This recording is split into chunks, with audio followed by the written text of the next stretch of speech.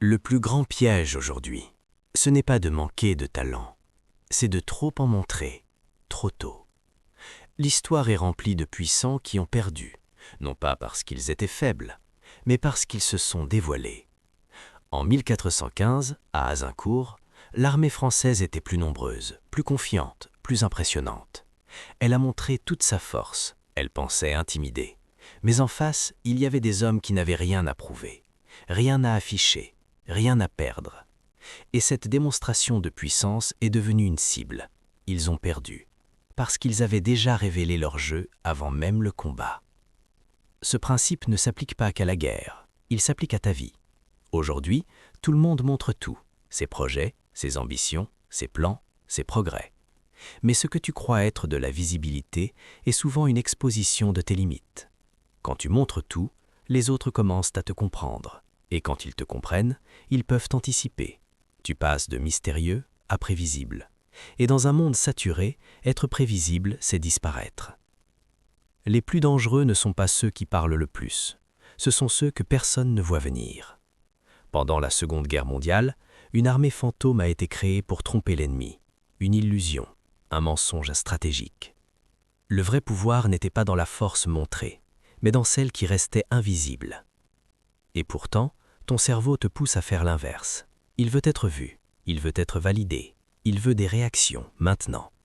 Alors tu partages ton objectif avant de l'atteindre. Tu annonces ce que tu vas devenir au lieu de le devenir en silence.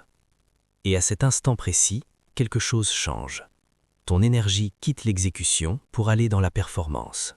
Tu ressens une satisfaction sans avoir accompli. C'est un piège. Un piège chimique. Ton cerveau te récompense pour une victoire qui n'existe pas encore. Regarde autour de toi. Combien de personnes parlent de leurs projets mais n'aboutissent jamais? Parce qu'elles ont déjà reçu l'attention. Elles ont déjà eu la reconnaissance. Elles ont déjà gagné dans leur tête. Le vrai pouvoir est ailleurs. Il est dans le vide. Dans ce que tu ne dis pas, dans ce que tu ne montres pas, dans ce que les autres ne peuvent pas analyser. Quand les gens ne savent pas, ils imaginent. Et quand ils imaginent, ils dépensent de l'énergie. Pendant que toi, tu avances. Même les civilisations ont chuté à cause de ça. Les Aztèques ont montré leur richesse avant de comprendre à qui ils avaient affaire. Ce qu'ils pensaient être une démonstration de puissance était en réalité une invitation à être conquis. Comprends ceci. Chaque fois que tu révèles ton niveau, tu fixes un plafond. Tu montres jusqu'où tu peux aller, et tu donnes aux autres le plan exact pour te dépasser. Alors parfois, la stratégie la plus intelligente, c'est d'avoir l'air ordinaire. Pas faible, pas incapable, juste difficile à lire. Moins tu parles, plus tu contrôles. Moins tu montres, plus tu surprends. Moins ils savent, plus tu deviens dangereux. Tu n'as pas besoin d'annoncer ton prochain mouvement. Tu as besoin de le préparer, en silence.